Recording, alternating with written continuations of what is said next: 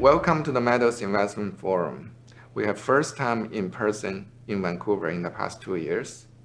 We have Mike McAllister, Vice President of Investment Relationship from Sierra Metals. Welcome, Mike. Thank you.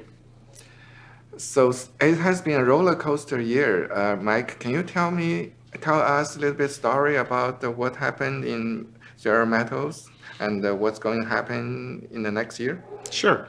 So Sierra Metals, we are a producer. We have 3 mines, and one located in Peru, the Yauricocha Mine, 2 in Mexico, which are the Cusi and the Bolivar mines. As you know, COVID, it was hard hit in those areas, and they didn't have access to the vaccines as quickly as we did here in North America.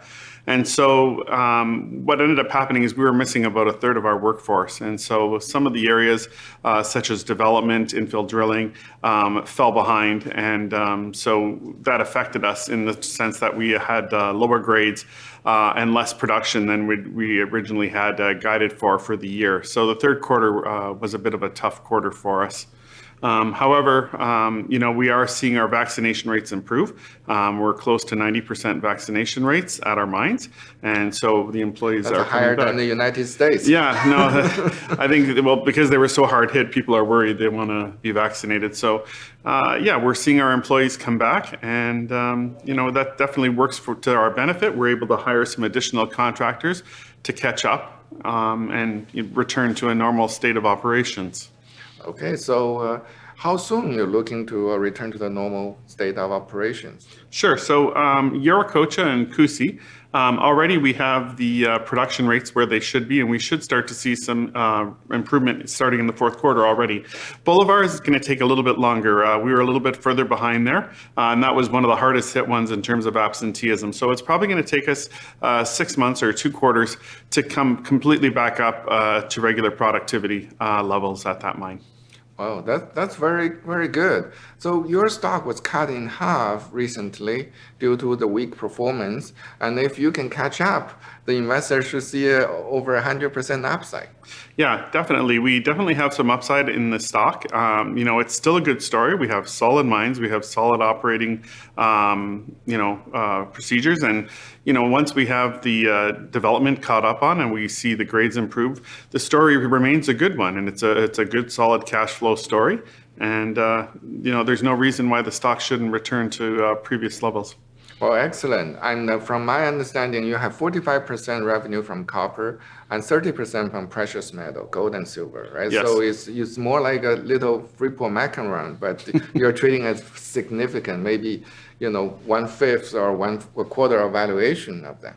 Yeah, we are one of the lowest valued stories right now, and we believe there's a lot of upside, not only from the short-term catalyst of returning to normal operations, but also we're planning to double operations in Mexico and throughput, and in Yauricocha, we're planning to double by about 50%. So you have the improvement coming from not only a return to normal operations, but upside with growth. Excellent. We just saw you announce a first ever annual dividend. So Yes. it seems like you have very strong balance sheet, almost no debt, and you grow organically. Do you plan maybe potentially share buyback in the future? So for now, we're focused on the dividend.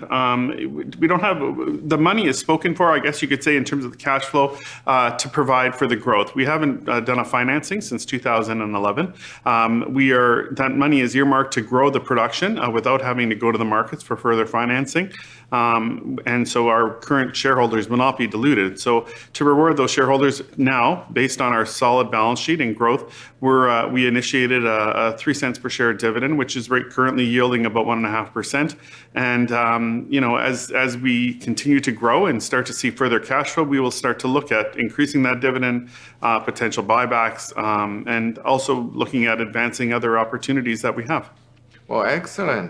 For small miners, excellent balance sheet, paying a dividend, and trading at 1 to 2 times next year's EBITDA. Is that correct? About right, yeah. That's very hard to find. And so can you tell us your insiders? My understanding is your blackout period is over. So would the investors see some insiders start putting money into the company through to buying shares from the open market? Yeah, so management believes in the company. I know myself, I'm going to be buying now that we're out of blackout. I want to add to my position because I believe in the company. I believe in the value that the value of the stock is below where it should be. And I think there's upside to be had here. So I think you will see management buying as well.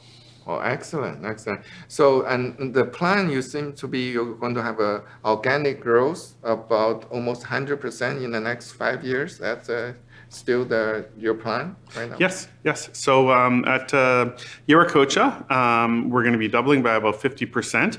And as I mentioned, in Bolivar, we'll be doubling 100%. We'll be going from 5,000 to 10,000 tons per day. We're actually even thinking of doing a staged approach. We have a used mill at Cusi that we're not using right now. So we're looking to install that by the end of 2022. That would give us another 1,000 tons per day of production. And then by 2024, we would still go to 10,000 tons per day. And that's 70% copper production at that mine. The rest is gold and silver credits. So if you're a bull on copper, as I am, I think it's a great value opportunity. And we have over 100,000 hectares in total, 90,000 of that in Mexico, and we have a lot of brownfield and greenfield opportunities to expand production. So there's a good opportunity here for organic growth, but we're not opposed to M&A or to looking at other joint venture opportunities. Oh, excellent. For the new investors, what are they looking for the catalyst for the stock to turn around? Sure. So one is going to be a return to normal production rates in the mines, especially at Bolivar. Second, we have put out PEAs, which had very favorable economics for the expansions, and now we're working on the preliminary feasibility studies, which will come out. Hopefully, Bolivar will be by the end of the year, and then we had guided earlier to Cusi and Yauricocha coming next year, probably in the first half of the year. So that'll further support the expansions and show good economics around that. And so we'll also continue to drill. We've reinitiated our greenfield programs and our brownfield programs that had been cut back last year due to staff shortages. So we'll continue to bring forth good opportunities for improved minerals into the mills. Oh, excellent, excellent, very good. You have any final words to existing investor and then new investor? Yeah, to our existing investors, I ask you to be patient. COVID and the setbacks we saw in 2021 were a little bit hard on us. However, things are returning to normal. We will see those grades come back and those production levels return. If you're a new investor, it's a great time to get into the stock. You're going to get in at a discount, especially with tax loss selling at the end of the year. However, the company is growing. It's a growth company. We are expanding production. We're going to expand our resource bases and mine lives. And so it's a good opportunity, and you're going to get a dividend. Okay, great. Thank you, Mike. All right. Hope to hear good news from you. Thank you.